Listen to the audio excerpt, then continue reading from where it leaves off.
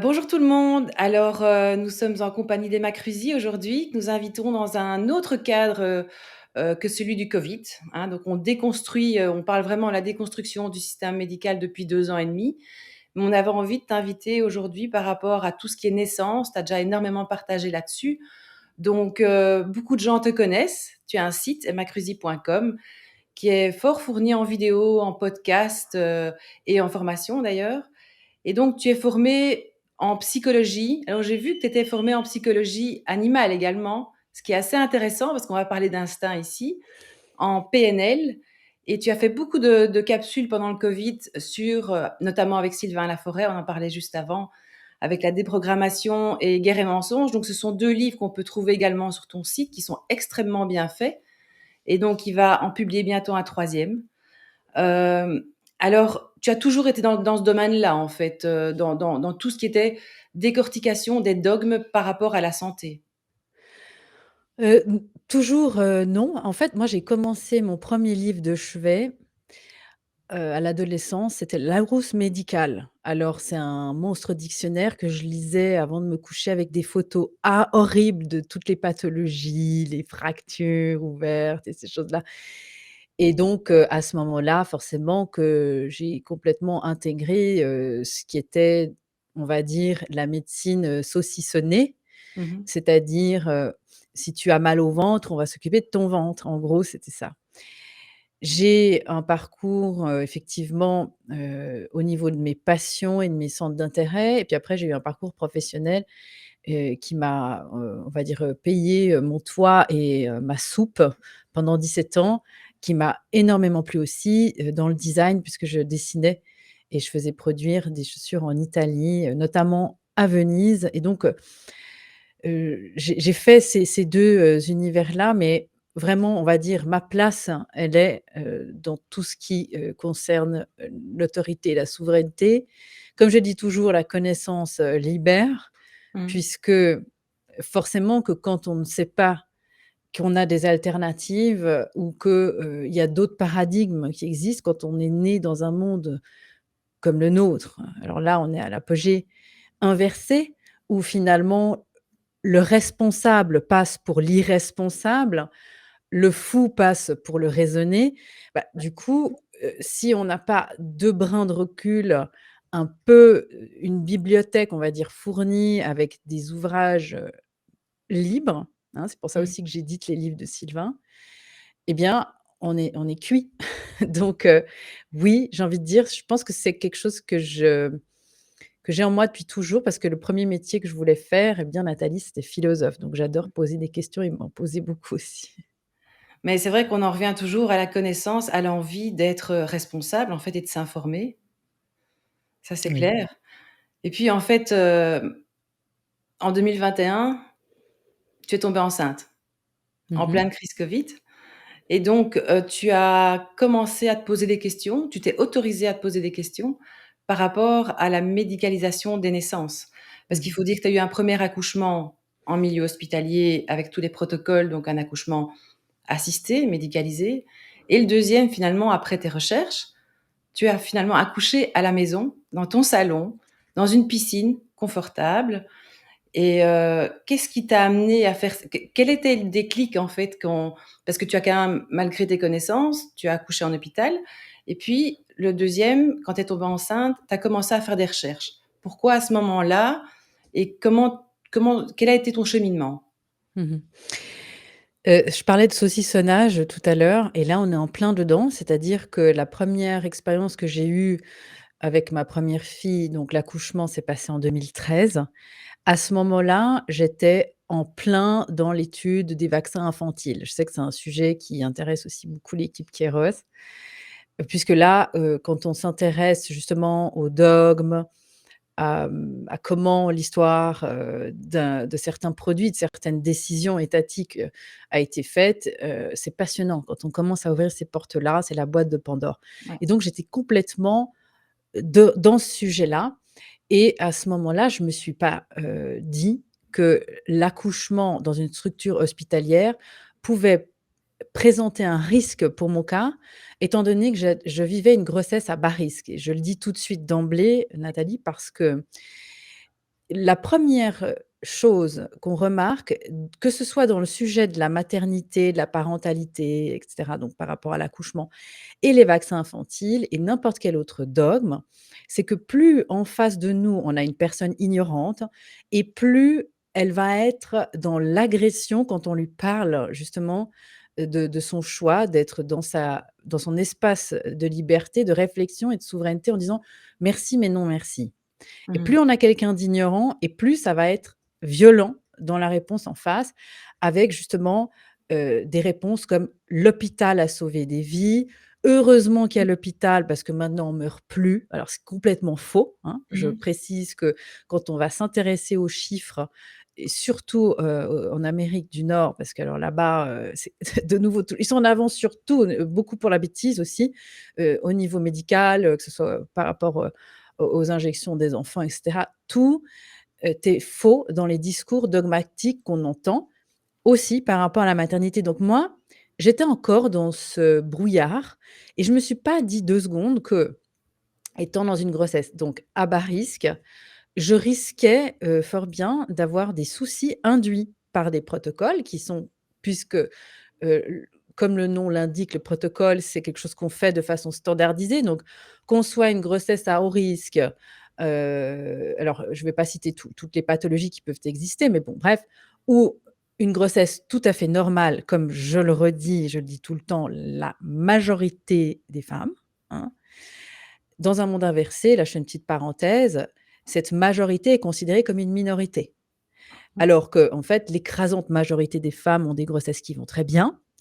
Eh bien, on les considère comme des malades qui s'ignorent parce que forcément, quelqu'un de malade ou qui se considère malade est sous le régime de la peur et donc est beaucoup plus docile, hein. Ça, c'est Exactement. une évidence, donc je ferme cette parenthèse et donc j'arrive à l'hôpital en 2013 et je vis une expérience que je raconte dans mon livre où, c'est ça commence comme sur un toboggan. Je sais qu'on va en parler, c'est quelque chose qui t'a beaucoup plu et en fait, tout toute la cascade qui s'ensuit, due justement à un protocole au départ, qui n'est absolument pas utile pour mon cas, eh bien, me fait vivre une expérience où je me sens incapable, nulle, complètement dépassée par les événements et je reste avec l'image et l'idée que je ne suis pas capable, d'enfanter sans aide, sans médicalisation, voire heureusement que j'étais là, sinon je serais morte. Je l'ai même dit moi-même, hein. Si j'avais été dans la jungle, je serais morte, mon bébé aussi et cetera. Alors que, il y a pas eu de catastrophe, hein. Il y a pas eu du tout de catastrophe, mais ça a été un accouchement médicalisé très pénible pour moi et traumatique Et et pour le donc bébé? et aussi pour ma fille qui s'est retrouvée quand même, en soins pendant quasiment 10 jours à cause un ictère, on appelle ça une jaunisse, qui a explosé avec un taux, on appelle ça la bilirubine, cette petite, molécule, qui est Mmh. produite par le foie et on sait aujourd'hui on sait, on savait déjà avant, si on s'était intéressé, au sujet que, accouchements très stressants pour les bébés comme ça, peuvent faire exploser les taux de bilirubine et causer des jaunisses. Donc moi, j'ai cru que c'était de ma faute si mon bébé avait une jaunisse parce que j'ai un groupe sanguin O négatif, qu'il y avait une incompatibilité soi-disant de groupe sanguin, bien qu'elle était et elle est toujours Rhésus négatif. Alors je fais encore juste une petite parenthèse, je suis passionnée par la biologie et aussi par, la tout ce qui concerne les groupes sanguins. Comme je suis donneuse universelle, je devrais peut-être pas trop le dire parce qu'on va me pourchasser pour mon sang parce que j'ai un sang pur.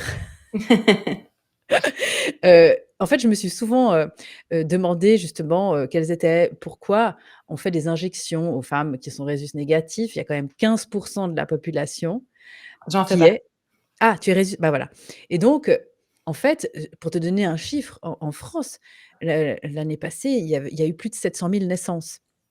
Donc en gros, plus de 100 000, femmes ont accouché, rhésus négatif et donc on fait des injections pendant la grossesse, Mmh. de sérum humain.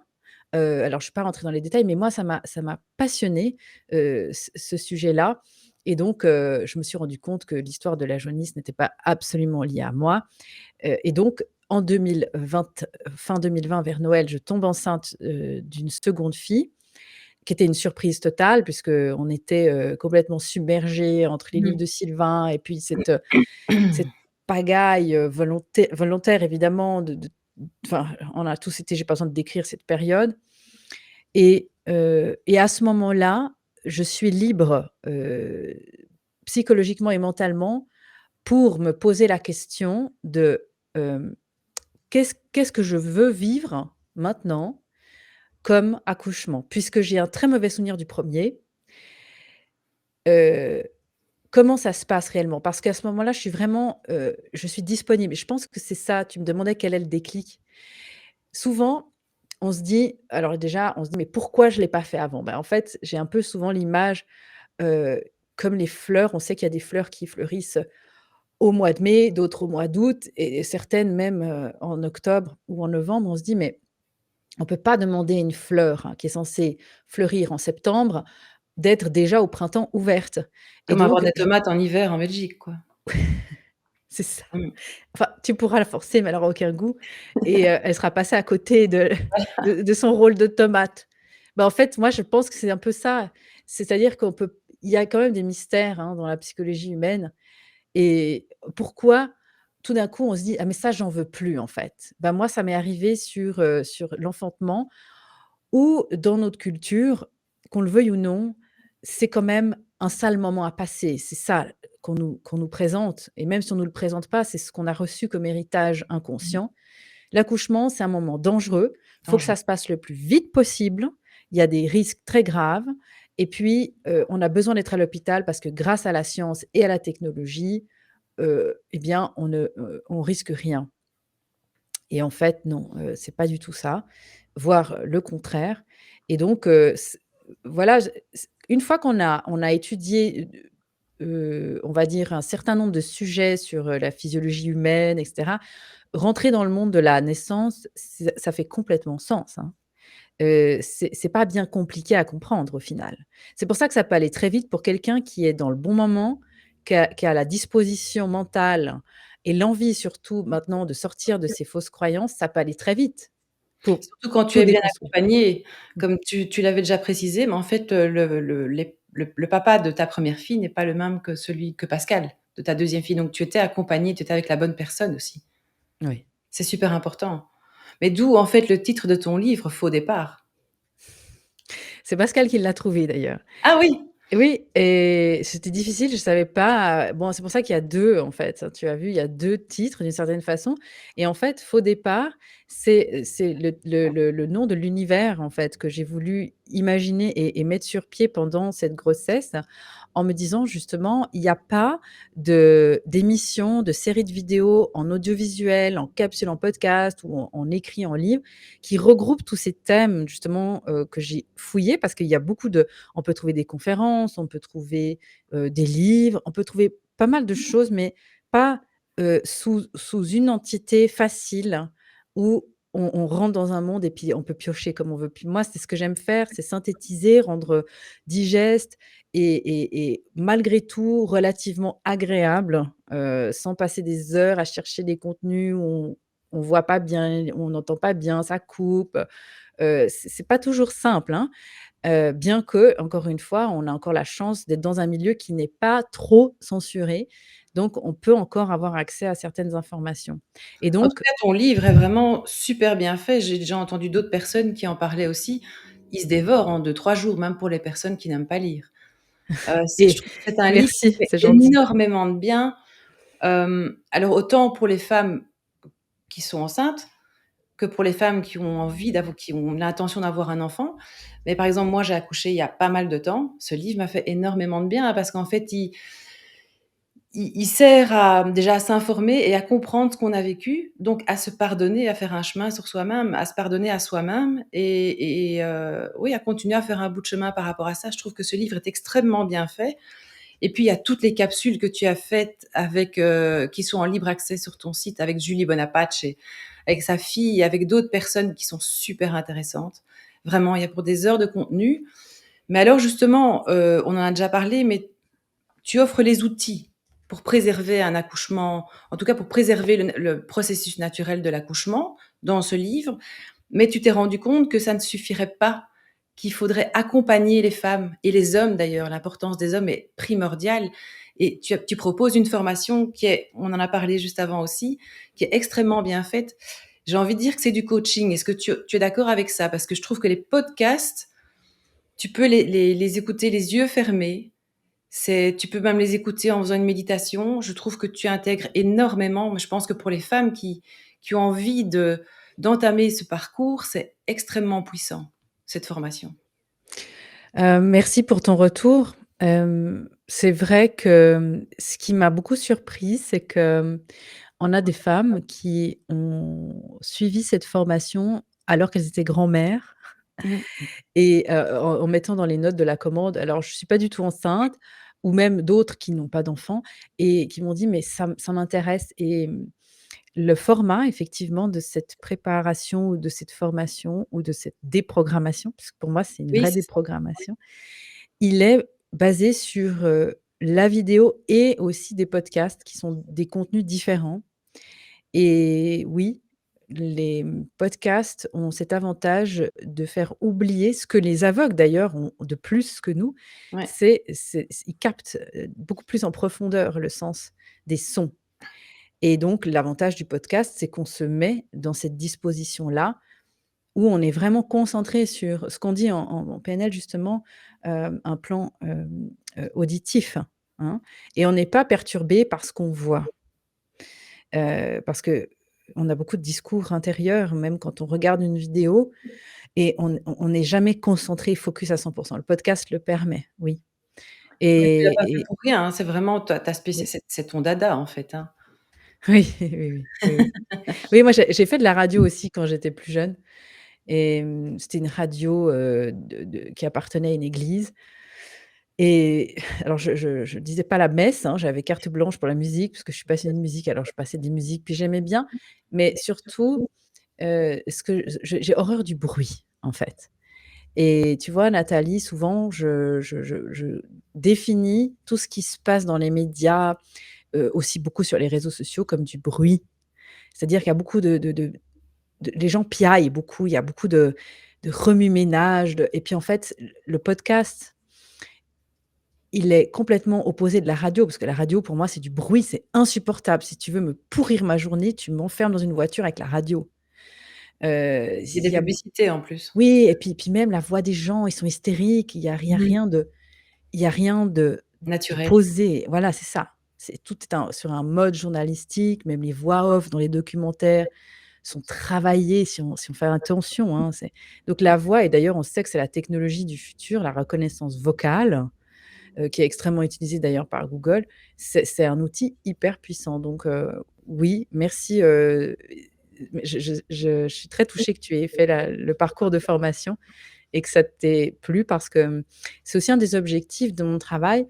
C'est pas que réservé justement aux futurs parents là, maintenant, mais c'est aussi pour, comme je le dis dans un des premiers chapitres du livre, c'est, capable et non coupable. Ouais. Hein, parce qu'on peut rester toute sa vie sans même avoir, capté ça, Effectivement. à un coin de soi-même de se dire: «Mais en fait, j'ai pas été capable, hein, d'accueillir mon enfant comme j'aurais voulu, en fait, ou comme peut-être ma mère a réussi à le faire, hein». Parce qu'il y a ça aussi, se comparer aux autres. J'étais moins bien que ma sœur, ou que ma copine, ou que ma voisine, ma collègue de travail et en fait, quand les femmes réalisent qu'elles ont été victimes d'un système, elles pleurent et c'est à partir de là qu'on peut se reconstruire et à chaque fois qu'on fait une conférence ou qu'on fait une vidéo, on a toujours un commentaire ou quelqu'un qui pleure. Tout le temps, c'est systématique, peu Mais importe disons l'âge. que ça nous replonge, en tout cas moi qui ai accouché depuis pas mal d'années, ça nous replonge là-dedans et c'est vrai qu'il y a des moments où on se dit: «Waouh!» Même si on avait déjà capté à l'époque certaines choses et qu'on a essayé de faire de notre mieux, on se rend compte que grâce à ton livre et à la formation, on capte encore plus. C'est pour ça que je dis que ça fait vraiment un bien fou et que cette formation n'est enfin moi, elle m'a fait vraiment beaucoup de bien, quoi, vraiment. Mais donc tu précises à chaque fois qu'on parle toujours des grossesses à bas risque. On va le répéter plusieurs fois, hein, parce qu'il y a des détracteurs partout et qu'on est toujours accompagné. Donc on n'accouche pas, le but c'est pas d'accoucher seul à la maison, dans sa cabane, non, non. C'est d'être accompagné par une sage-femme, par une professionnelle de santé ou éventuellement à l'hôpital. Mais du moment le but c'est ici, c'est d'essayer de faire comprendre aux personnes comment préserver le processus naturel et d'essayer, pourquoi pas, de le mettre en place à l'hôpital, même si c'est clairement compliqué. Je veux dire, si je prends l'exemple de mon deuxième accouchement où ça a été plus ou moins physiologique, ben, à un certain moment, ils font des gestes, en fait, et ils ne t'ont même pas demandé la permission de les faire, mais tu ne le sais pas, quoi.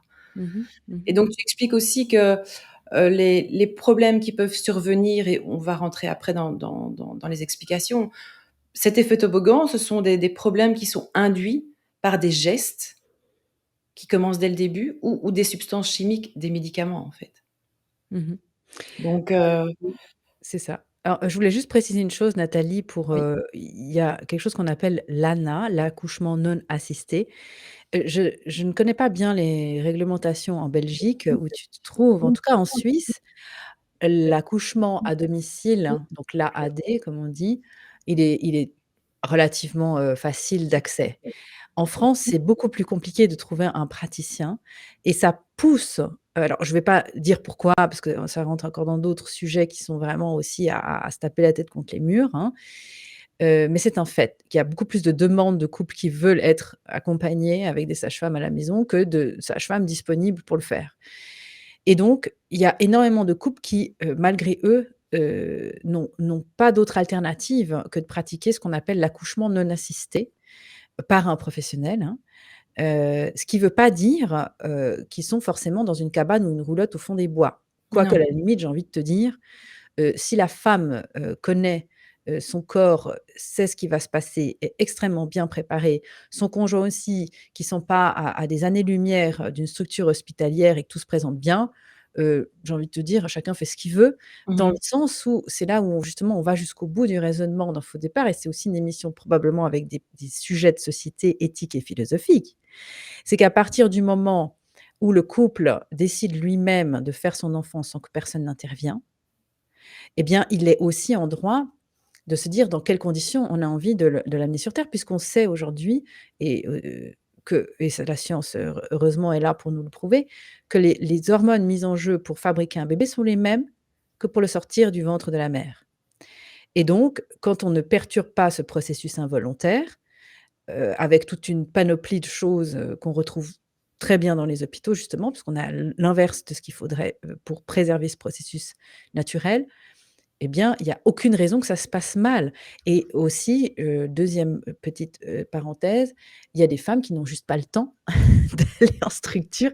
La preuve Oui, c'est vrai. on n'est pas toutes pareilles, dans un contexte d'enfantement. Parce qu'il y a des femmes, même pour leur premier, qui se retrouvent à 4 pattes dans le salon et puis ça pousse tout seul, puis le bébé sort. Et donc, c'est pour ça qu'en France, ce n'est absolument pas illégal, d'avoir un accouchement à la maison non assisté parce que et comment voulons-nous prouver qu'un bébé est arrivé tellement vite que le couple n'a pas pu se déplacer? Donc en fait, ce qui est très important, c'est d'être informé.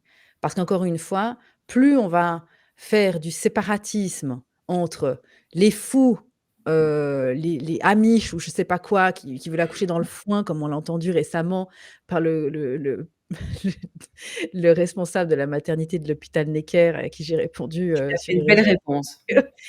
Mais voilà, on est dans le cliché. Puis alors après, on a, tous les petites groupies qui vont dire: «Oui, mais alors quand même, ces femmes qui aiment souffrir, elles sont quand même bien particulières». Parce qu'il faut voir aussi les clichés qu'on voit là-dedans, hein. Mais est-ce que c'est vraiment de la souffrance? Est-ce que c'est vraiment une douleur? Bah, justement, tu viens de dire les 2 mots capitaux, c'est-à-dire que la souffrance, elle est sur un plan psychologique, la Oui. douleur, c'est une sensation physiologique. Donc ce sont 2 mondes différents. Si je peux imager ça, en 2013, j'ai souffert et en 2021, j'ai eu mal.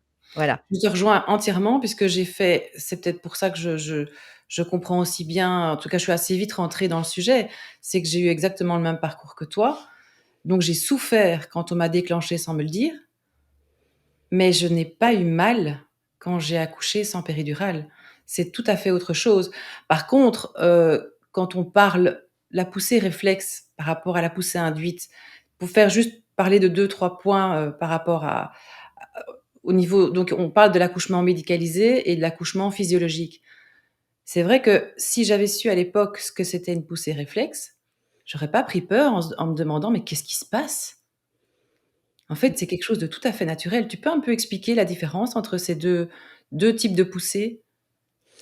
Oui, alors, la première s'appelle, fait référence à la gestion active du travail. C'est ce qu'on vit dans toutes les structures hospitalières, où on part du principe que l'accouchement doit être dirigé et bah, évidemment, puisque la plupart des femmes sont anesthésiées, donc ne ressentent rien.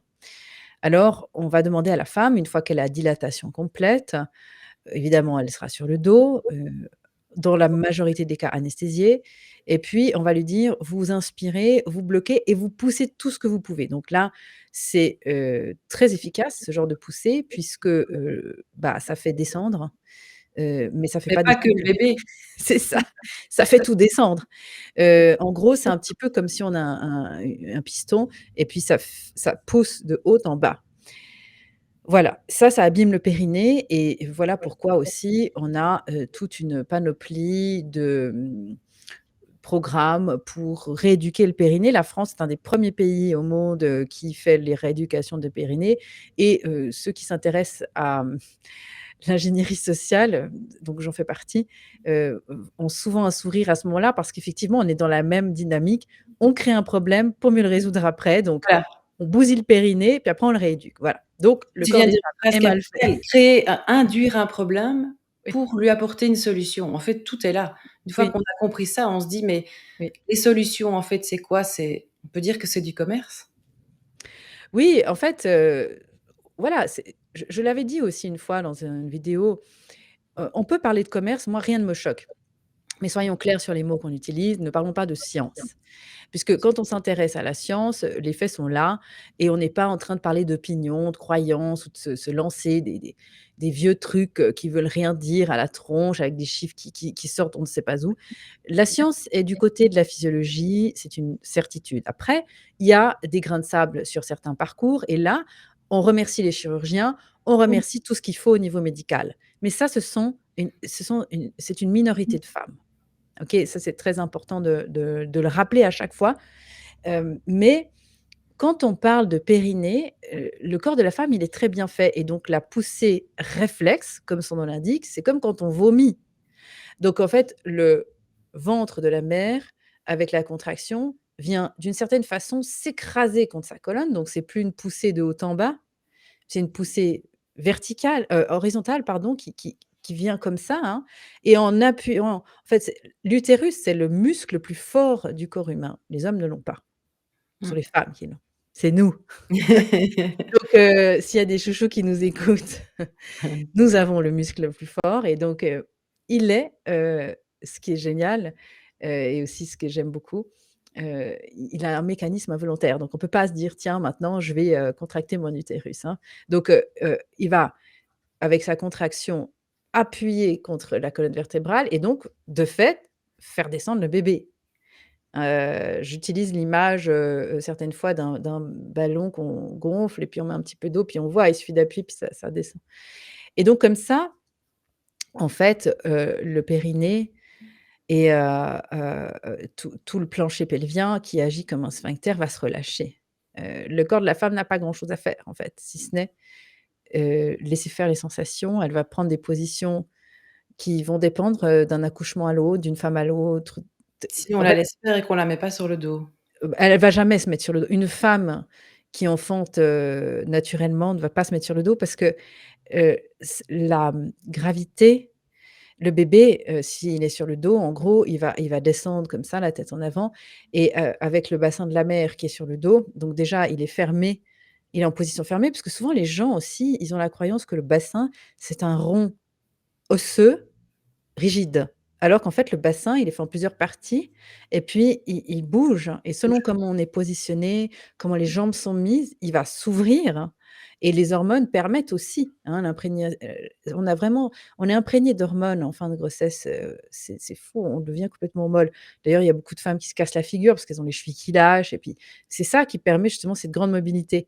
Donc le bébé, s'il descend quand la maman est sur le dos, forcément après il va devoir remonter parce qu'ensuite il y a le coccyx à passer pour repartir. Non, mais ça n'a aucun sens, physiologiquement Mais c'est parlant. vrai que rien que quand on parle de cette poussée quand on a compris la poussée réflexe et la poussée induite, rien que ça fait sens. Oui. Ça fait vraiment sens. Mais, il y a aussi le, le problème de on vient de le soulever, de la position dite pourrie. Donc ça, tu viens d'en parler aussi. C'est vrai que ça aussi, ça fait sens. On se dit: «Mais pourquoi coucher sur le dos alors que debout, il y a la pesanteur?» Donc Mmh mh. c'est toujours une question de bon sens, donc se réapproprier son bon sens, en fait, c'est quand même, et c'est très compliqué puisque pour toi, à ton avis, on est la déprogrammation, le formatage, il démarre bien avant la conception du bébé. Quand on voit des enfants qui regardent des films où il y a des femmes qui accouchent et qui hurlent et qui sont avec les pieds dans des étriers, en fait, on visionne notre vision de l'accouchement, c'est ça. Oui, Donc la programmation, elle est faite dès qu'on est là, quoi, dès qu'on est enfant, quoi. oui et aussi, par les séries télé, hein, Mmh. c'est souvent un brancard, des urgences. L les études aussi, il faut voir qui avec qui on discute aussi, hein, pendant son parcours de grossesse aussi ou même avant. On peut avoir des amis qui sont dans cet univers-là et qui, encore une fois, ont appris sur les bancs d'école, par exemple, une étudiante sage-femme, un obstétricien ou peu importe.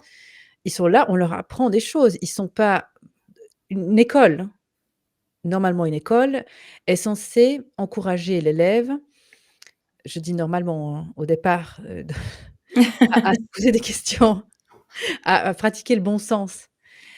Alors qu'en fait, le résultat, c'est que sur les bancs d'école, on forme des perroquets. Donc on va leur ouvrir grand le bec, on met un entonnoir et on va déverser toute une série de choses que certains lobbies vont définir comme étant nécessaires au programme, hein, parce que personne s'intéresse de qui fait le programme Qui finance le programme, qui finance la faculté.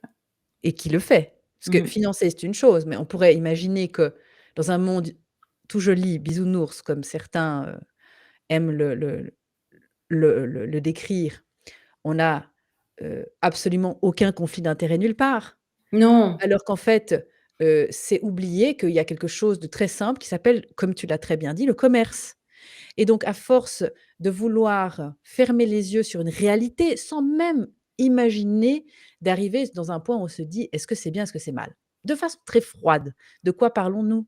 Et donc quand on a des petits perroquets qui sont formés, qui sont lauréats, donc très valorisés aussi dans le système, hein, on l'a très bien vu pendant ces 2 ans-là qu'on vient de passer, donc de pandémie mondiale, hein, d'urgence sanitaire, sinon l'espèce humaine disparaît. Mmh mh. Il y a toute une série de gens qui avaient en apparence un sens critique, qui avaient una comment on dit en italien? Una mente qui fonctionnait là et tout ça a disparu parce qu'il y a ce phénomène d'appartenance à un groupe qui fait partie de nos besoins, hein. On en a parlé dans des vidéos sur la pyramide de Maslow et dans les besoins primaires, puis après il y a des besoins d'appartenance à un groupe, de réalisation de soi et donc quand on sort d'une faculté, eh bien, on fait partie d'un groupe, d'une élite et donc revenir déjà, on n'a pas appris à poser les questions, donc on recrache tout un programme sans s'être posé la question: «Mais qui, en fait, a décidé qu'il fallait faire comme ça, comme ça, comme ça, au lieu de faire peut-être différemment?»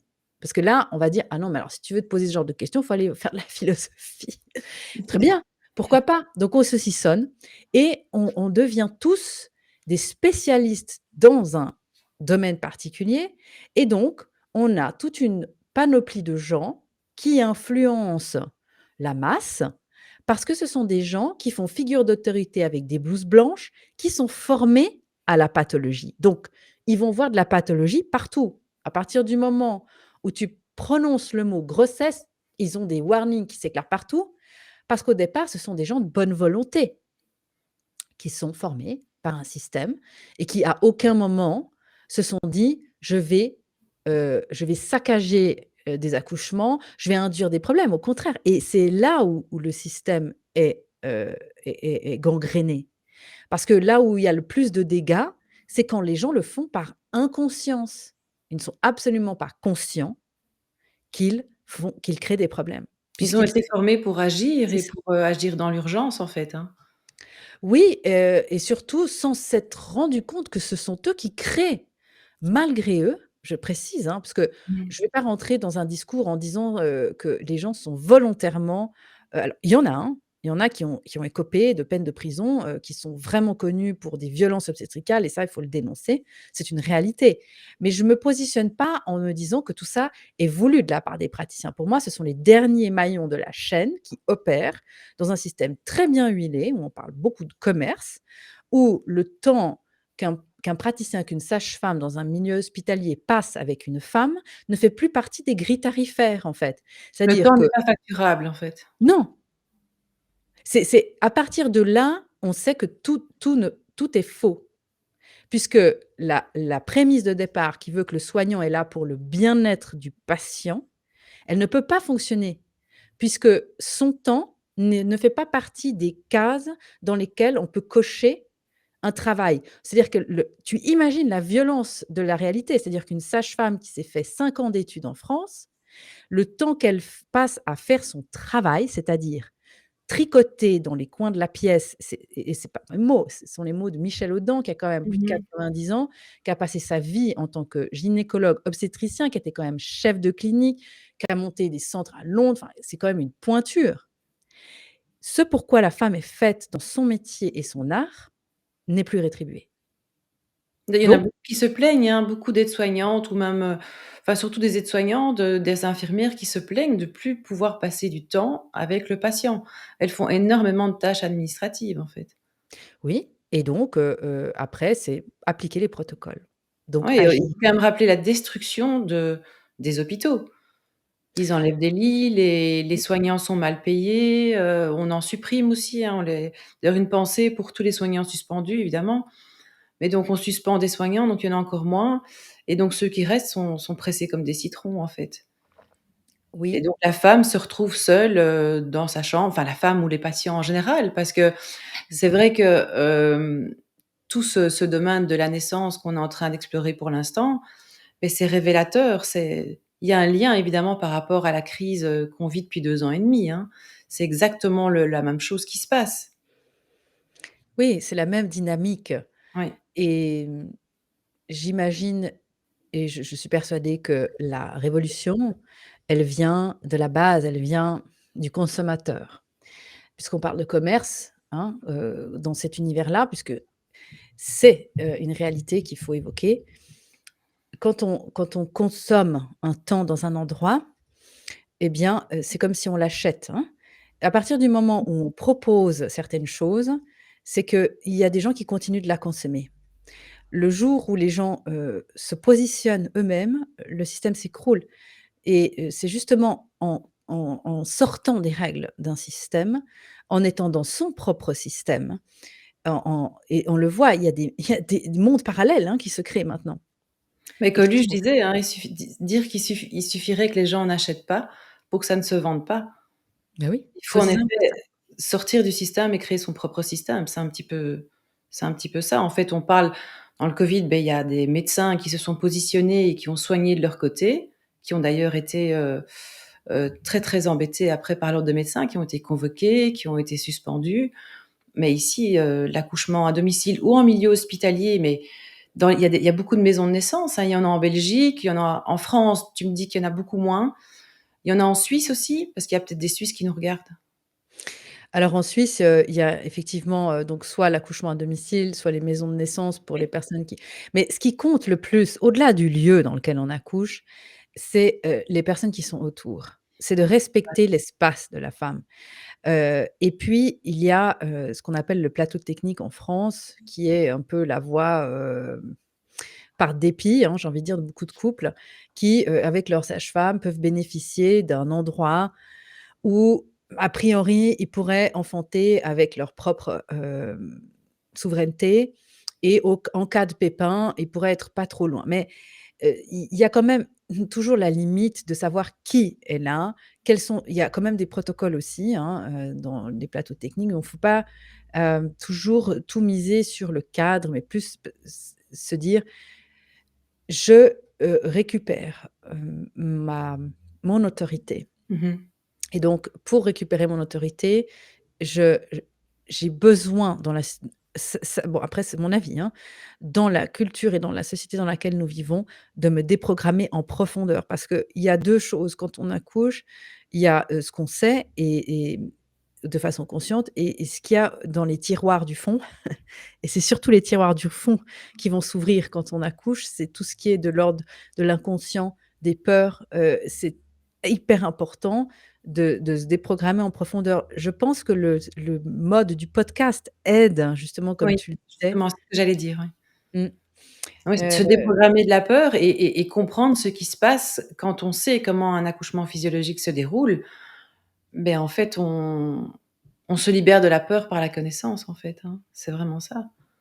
oui et on va dans des mondes quand même très subtils parce que certaines fois, on a, des images ou des stimuli qu'on a subis sans vraiment s'en rendre compte et l'entourage qu'on a, les messages qu'on reçoit depuis enfant sont très importants parce que le jour de l'accouchement, c'est un peu le moment de la révélation. C'est une sorte d'apocalypse aussi parce que on doit laisser une peau pour en revêtir une autre. On revient pas d'un accouchement comme on y est allé, hein. Non, Même si on a, 6 enfants, on devient mère du sixième ou du nouveau à chaque fois pour la première fois et c'est de nouveau tout le paradigme qui rechange donc c'est énorme.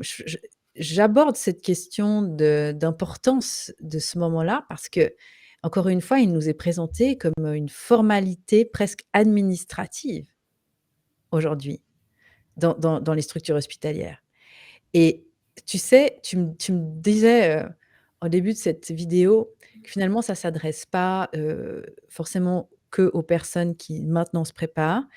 Mais ce qui est hallucinant et faites, les personnes qui regardent cette vidéo, faites l'expérience, demandez à votre entourage bon, il faut connaître, comment fonctionne un accouchement physiologiquement, mmh, mais quand on a quelques notions, faut demander à son entourage: «Comment s'est passé ton accouchement?» Moi, je demande tout le temps à une femme, j'adore savoir et dans la 9 fois sur 10, on me dit: «Génial, j'ai eu beaucoup de chance, c'était super». «Ah, alors raconte-moi, tu es d'accord de me raconter?» «Ah oui, ben, j'ai eu ça, ça, ça» et puis au fur et à mesure que je pose des questions, à chaque fois, dans ces 9 fois sur 10, j'entends: «Oui, mais parce qu'en fait, comme mon col se dilatait pas, oui, mais parce qu'en fait, comme mes contractions s'étaient arrêtées, donc du coup, j'ai dû avoir ça. Oui, mais parce qu'en fait, comme» et du coup, en général, il me faut 20 minutes et en face, les femmes passent de: «Oui, c'était génial, j'ai eu de la chance» à: «Oh, je suis tellement en colère maintenant que je comprends certaines mmh, choses» et la colère arrive et alors les larmes arrivent et puis et en fait, ça me fait chaque fois des frissons parce que je me dis: «Tu vois, de nouveau, programmé, je suis pas capable» ou c'est heu, heureusement qu'il y avait l'autre et ça, en fait, quand on peut se libérer de ça, mais c'est la voie royale derrière. C'est la voie royale, évidemment. vraiment. On peut dire quand même qu'il y a une mainmise de règle en règle générale sur l'humanité. Alors on parle des femmes, des hommes, mais des soignants aussi. Mmh mh. Bien sûr. Et tu dis une phrase, justement qui est je trouve qui est très bien faite, c'est, «Les aberrations sont devenues des mensonges, les mensonges sont devenus des vérités, les vérités sont devenues des dogmes». Mmh mh. Ça veut tout dire. Mmh mh. Et donc l'importance ici, c'est de sortir de ces dogmes, de les décortiquer, de les comprendre, de se réapproprier sa souveraineté et de faire ce qui est juste pour soi. Parce qu'il y a des femmes qui vont se sentir plus en sécurité à l'hôpital, mais d'autres pas du tout. Ça va être synonyme de danger parce qu'elles ont vécu une mauvaise expérience, plus petite ou peu importe. Donc l'important, c'est de respecter le choix de chacun. Mais comme dit Julie Bonaparte, quand tu ne connais pas tes options, tu n'as pas d'options. Mmh mh. Donc ici, il y a pas de jugement aucun. Le but ici, c'est vraiment d'apporter les outils, de sortir de la peur, de comprendre ce qui se passe avec notre corps parce que la nature a bien fait les choses. On a tout en nous pour que ça se passe bien et tu dis aussi qu'en général, les urgences qui pourraient se déclarer lors d'un accouchement, ça se passe pas en 5 minutes. Donc il y a moyen donc on va voir aussi tout ce qui est quand on suit un protocole d'une grossesse normale, on va minimum une fois par mois chez la gyné, toucher vaginal et cetera, sans compter le reste, les échographies. Mais donc peut-être même si on en fait un petit peu moins, il y a quand même moyen de savoir plus ou moins à l'avance s'il y a quelque chose qui se passe mal. Et alors tu parles aussi de l'importance, de bouger. Donc on voit aussi que quand on arrive en milieu hospitalier, déjà la première chose à faire, c'est, de déjà on va en parler peut-être juste après, avant de terminer, parce que je pense que sinon on va faire trop long. Mais l'importance de ne pas se mettre sur le dos et de pouvoir se mouvoir. Alors, il y a des ballons dans certains hôpitaux, ça c'est déjà pas mal. Mais à partir du moment où on déclenche la femme, elle va tellement souffrir de Mmh. contractions rapprochées qu'on va devoir lui faire une péridurale. Là, elle sera alitée et elle ne sera plus bien se positionner pour que le bébé se mette bien. Mais j'avais envie que tu expliques en 2 mots l'importance du néocortex et du cerveau archaïque. Parce que c'est quelque chose qu'on vit quand on vit un accouchement physiologique. On comprend que la maman doit rester, enfin la mère doit rester dans sa bulle et que tu décris bien ça et c'est là, l'importance de l'homme est capitale. C'est le gardien du temple, donc il doit protéger, c'est lui qui doit mettre les gants de boxe, comme tu dis très bien, et la femme doit rentrer dans sa caverne. Tu fais aussi le parallèle, c'est ça qui est intéressant aussi dans ta formation de psychologie animale. Tu compares ça au chat. Au Mmh. chat qui va se mettre, tu avais expliqué, je crois que tu avais eu un chat qui avait été se mettre dans la salle de bain, mais c'est exactement ça. Donc l'importance du lieu, en effet, mais l'important, c'est la maman doit être là où elle a besoin d'être. Ça peut être dans une salle de bain, ça peut être dans un salon, ça peut être dans un lit, enfin, peut-être pas un lit, mais dans une chambre d'hôpital. L'important, c'est qu'elle n'ait pas toutes les lumières. Enfin, est-ce que tu peux développer ce concept de néocortex? Hem, Tu vois, là, dans ta question, il y a 6 capsules vidéo à faire, j'ai noté. Ah oui, C'est pour oui, ça oui, que non, j'ai c'est pris mes vidéos avec des papiers, des stylos et des feutres de l'idée couleur. de faire une capsule aujourd'hui et d'en faire d'autres après pour aller en détail, mais disons Ouais, qu'il mais faut j'adore, introduire le j'adore. concept. Je vais répondre à la question qui probablement t'intéresse le plus maintenant sur ce parallèle entre le néocortex et puis, le cerveau archaïque. Parce qu'il y a plein de choses je vais pas répondre à tout parce que, on va peut-être les évoquer dans d'autres, épisodes. Mmh. Mais, c de nouveau, c'est là, ça me fait très plaisir parce que je vois que tu as vraiment tu as vraiment compris, l'essentiel et ça te parle et tu vois, probablement que tu te serais peut-être pas intéressé à certains univers sans avoir ouvert aussi cette boîte de Pandore et maintenant tu te rends compte que waouh, c'est énorme en fait et pourtant c'est tout est lié. Tu vois à quel point Ah on peut oui. pas parler d'un sujet sans arriver sur l'autre parce que c'est comme un arbre et ça C'est part en très arbre. compliqué de suivre une ligne de conduite parce que tout est relié. Ah oui, c'est Voilà. clair. Donc, en gros, Michel Audin, dont j'ai parlé tout à l'heure, nous apprend, dans sa démarche qu'il y a, notre nouveau cerveau qui nous différencie de tous les autres mammifères, qui s'appelle le néocortex, ou le cerveau préfrontal ici, là, à l'avant de la boîte crânienne. Quand une femme accouche, elle est pour qu'elle accouche en sécurité, elle doit être comme un autre mammifère, c'est-à-dire comme une chatte. Moi, j'ai eu, la chance, de voir à l'époque, j'avais une petite sacrée de Birmanie qui a mis ses petits chatons au monde et donc je me souviens qu'à ce moment-là, elle était dans la pénombre. Je lui avais mis un petit coin dans une douche quelques jours avant et elle a été se cacher pour mettre bas et donc hem, ce cerveau, donc ce nouveau cortex là, ce qui est là, ce cerveau préfrontal, lui, il nous différencie des autres mammifères parce qu'il est capable d'analyser, de raisonner, de projeter, de créer des concepts et cetera et lui, il n'est absolument pas compatible avec la sécurité d'un enfantement parce que, en fait, pour enfanter en sécurité, il faut préserver, un cocktail hormonal Mmh. particulier, qui est le même que pour fabriquer un enfant et cette hormone, royale, hein, la grande, maître de cérémonie de l'accouchement, c'est l'ocytocine Mmh. et cette hormone-là, c'est l'hormone de l'amour, c'est l'hormone du bien-être, c'est l'hormone qu'on sécrète quand on mange un bon gâteau, quand on a des rapports, plaisants, avec son conjoint et c'est cette hormone-là qui crée les contractions, hein, parce que l'utérus en fin de grossesse, il va bourgeonner avec plein de petits récepteurs d'ocytocine et donc ça je l'explique dans la formation et la préparation en ligne. L'ocytocine va pouvoir se fixer sur les récepteurs et c'est elle qui va activer les contractions de l'utérus pour que le travail se mette en route, hein. L'ocytocine, elle est contagieuse. Donc, on voit aussi toutes les femmes sages-femmes Mmh qui mh. sont dans les, cadres d'accouchement à domicile, elles deviennent d'une certaine façon accros et addictes à ces moments-là parce qu'elles reçoivent l'ocytocine aussi, elles, hein, et c'est pas rare qu'on entende des sages-femmes dire: «Oh là là, je suis rentrée de l'accouchement à domicile de ma cliente, c'était génial, on a passé un super moment avec mon mari, c'était super chaud à la maison», mais oui, parce que c'est contagieux. D'ailleurs, des sprays d'ocytocine existent sur le marché et il y a des gens, pour sortir de leur timidité avant des conférences, se sprayent de l'ocytocine dans le nez, puis ça les rend super friendly avec tout le monde et «Ah j'adore, Docteur Love».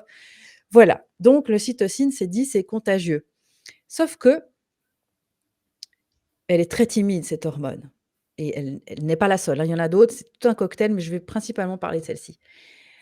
Si une femme, elle ressent de l'adrénaline, de la peur, eh bien, l'adrénaline, elle va bloquer la production de cytocine puisqu'elle est, antagoniste, hein, c'est le mot qu'on utilise et donc à ce moment-là, les contractions s'arrêtent. C'est assez simple d'imaginer que notre cerveau, même si aujourd'hui on a la technologie, les téléphones portables et tout ce qu'on veut, on est toujours dans la jungle. Pour notre cerveau n'a pas tant évolué que ça et donc une femme qui se retrouve dans la jungle à l'époque de Cro-Magnon en train d'enfanter, si son cerveau capte qu'il y a un danger, il va lancer une décharge d'adrénaline et stopper la production d'ocytocine pour pas qu'elle se retrouve avec le bébé entre les jambes et un tigre face à elle. On est d'accord que l'espèce humaine serait plus sur terre si notre panoplie, notre kit, d'arrivée sur terre n'avait pas été précisément bien fait par la nature.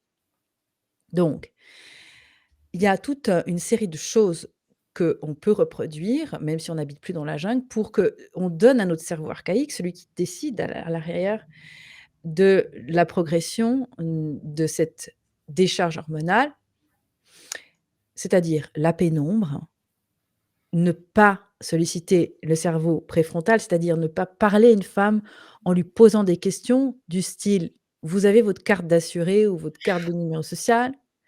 Donc pas d'échange, pas de discours, de questions ouvertes à la femme, pas la faire réfléchir, qu'elle ait chaud et surtout qu'elle ne se sente pas observée.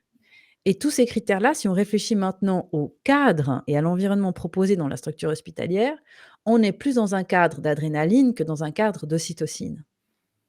Donc forcément, il y a plein de femmes qui arrivent à l'hôpital avec des contractions qui étaient régulières pendant un certain temps. Elles arrivent et le travail s'arrête. «Et mais madame, vous êtes pas en travail, pourquoi vous venez là?» Et à la limite, elles se font engueuler.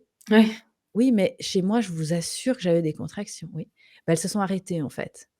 Elles se sont arrêtées souvent parce que l'adrénaline produite quand elles arrivent ne permet plus une bonne production d'ocytocine et pour peu que la femme se retrouve avec une poche des os qui a commencé à se fissurer ou qu'on lui ait fissuré la poche des os ou qu'il y ait eu le moindre début dans les protocoles, on la garde ici, il faut voilà, qu'elle accouche je dans un certain déclenche. laps de temps et là, on arrive sur le toboggan parce qu'on va commencer à induire les contractions avec de l'ocytocine artificielle et c'est Mmh. à partir de là que les joyeusetés, évidemment, c'est ironique, commencent. Ouais, exactement, mais écoute, c'est ce que j'ai vécu, c'est pour ça que j'ai si bien compris, fissure de la poche des os. D'ailleurs, tu expliques que c'est pas spécialement un danger, le corps est assez bien fait et c'est pas pour ça qu'il faut déclencher. Ah oui, Hem, oui, absolument, oui, tout à absolument. fait. Écoute, je regarde ma montre, je pense qu'on arrive petit à petit à 1 heure, donc on va peut-être conclure. Hem, donc est-ce que tu as envie d'ajouter quelque chose pour cette première partie? Parce qu'on précise qu'on parle de grossesse à bas risque, que c'est toujours, en tout cas, accompagné et que tu ne prends pas position, contre les femmes qui voudraient accoucher à l'hôpital. C'est pas du tout ça, tu ne prends pas position contre les soignants parce qu'il faut pas non plus, faut que ton message soit bien compris. Mais qu'est-ce qu'on pourrait faire au niveau des hôpitaux pour améliorer justement le processus naturel des naissances? Tu viens de le dire. Il y a pas Mmh. mal de choses à faire et ça pourrait peut-être aussi, réduire le coût de la sécurité sociale parce que tous ces protocoles coûtent cher. Mmh. Alors, au niveau des hôpitaux, Nathalie, je vais te dire qu'on revient à se battre contre un système dans lequel on n'a pas à armes égales. Mmh. Donc, tous ceux qui pensent pouvoir révolutionner la roue, à l'intérieur du système, j'ai envie de vous dire, ne vous fatiguez plus, parce que vous allez vous épuiser. Effectivement, mon message, il faut qu'il soit bien compris. Moi, ça m'est égal ce que les gens décident de faire. Je suis une grande, affectionada de la liberté. Donc qu'une personne ait envie d'accoucher sur le dos, avec la péridurale ou de faire des césariennes, de convenance, comme c'est le cas dans plus de 85 des cliniques privées au Brésil, où à la limite, je crois qu'ils savent même pas qu'un bébé passe par un vagin pour arriver sur terre. Ça m'est égal parce que je suis sortie de ce qui est bien ou ce qui est mal. Moi, ce qui m'intéresse, c'est que quand on prend une décision, on assume jusqu'au bout et ce qui m'intéresse, c'est de la question fondamentale: «Qu'ai-je envie de vivre?» Le soignant, la maman, le papa, tout le monde, en fait. Le bébé, malheureusement, lui, on peut pas lui poser la question, hein, Mmh. parce qu'on parle des déclenchements, on parle rarement du bébé et il y a quand même plus d'un quart des femmes qu'on déclenche et c'est le premier choix qu'on fait dans la vie, c'est quand j'ai envie d'arriver sur terre en tant que bébé.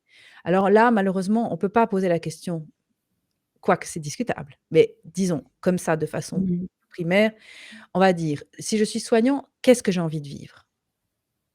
Qu'est Pourquoi je fais ce métier et quelles sont les règles du jeu si je travaille dans un hôpital ou si je décide de faire des accompagnements à domicile?» parce que je précise qu'en France, il y a des femmes sages-femmes qui s'offrent bénévolement pour faire du compagnonnage et si ça intéresse des sages-femmes, contactez-moi, je vous donnerai les noms. Pour former sur le terrain des sages-femmes qui sortent d'études et qui n'ont pas accès à leur nom parce que les responsables sages-femmes de ces universités-là ou de ces hautes écoles spécialisées font barrage. Mais il y a un réseau parallèle qui se crée et donc les soignants peuvent vivre s'ils font le choix de dire: «Moi, j'ai envie d'être dans la physiologie parce que ce que je veux, c'est être le témoin de ce passage extraordinaire de la vie et d'être là s'il y a des besoins». Donc si on se pose la question, moi, c'est surtout ça que j'ai envie qui passe dans mon message, c'est: on a le choix, on a toujours le choix.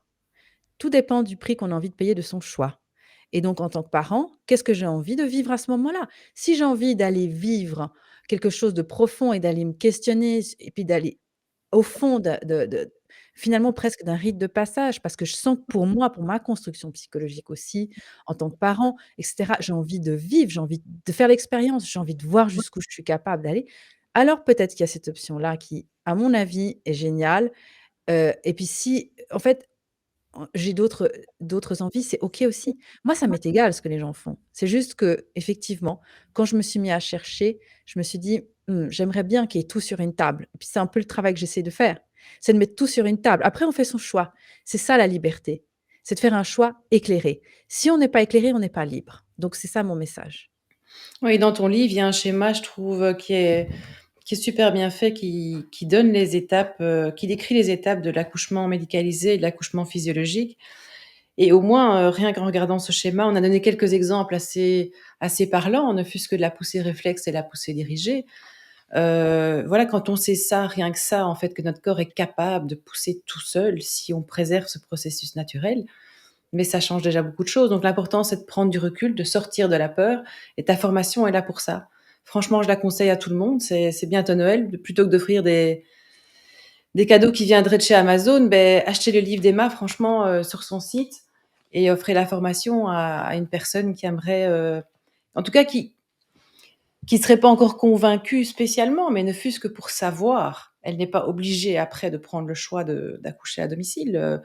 Mais l'important, c'est de donner les outils et tu restes je trouve que tu restes très intègre dans ta manière d'aborder les choses, tant dans les capsules que dans le livre et la formation et tu donnes vraiment le choix aux gens donc il faut arrêter de te diaboliser, je veux dire, tu n'imposes pas ta vision des choses aux autres, tu es très respectueuse de ça et tu offres de fabuleux outils donc j'invite vraiment les gens à partager ces outils autour d'eux, parce que je pense que ça peut vraiment faire bouger les choses. Je crois que ça résume un petit peu, ce que tu voulais dire et par rapport à la déprogrammation, tu as une autre formation qui s'appelle Déclic. Oui, oui, oui, tout à fait. C'est sous le même, principe, Oui. c'est-à-dire, podcast aussi et tu les as pas, je crois pas que tu les as eus alors, on Non. en reparlera peut-être, dans un autre, moment, mais les podcasts de Déclic sont ultra puissants. Alors là, j'ai des gens qui me disent qu'ils les écoutent en boucle et c'est vrai que ils sont très puissants. Mais en fait, ça se J'imagine bien rejoint, parce hein, que ça se oui, rejoint. les podcasts de la formation Faux départ, c'est ultra puissant et je suis pas enceinte. C'est ultra puissant, vraiment. Non, Bah, vraiment. écoute, merci beaucoup pour tes mots.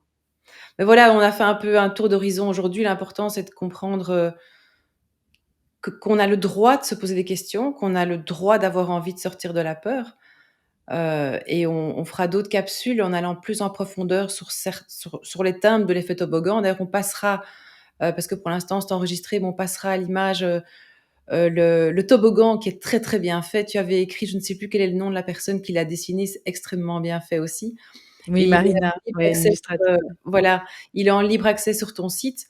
Hem, c'est tellement bien fait, je trouve que ça vaut la peine de le regarder et de se pencher là-dessus.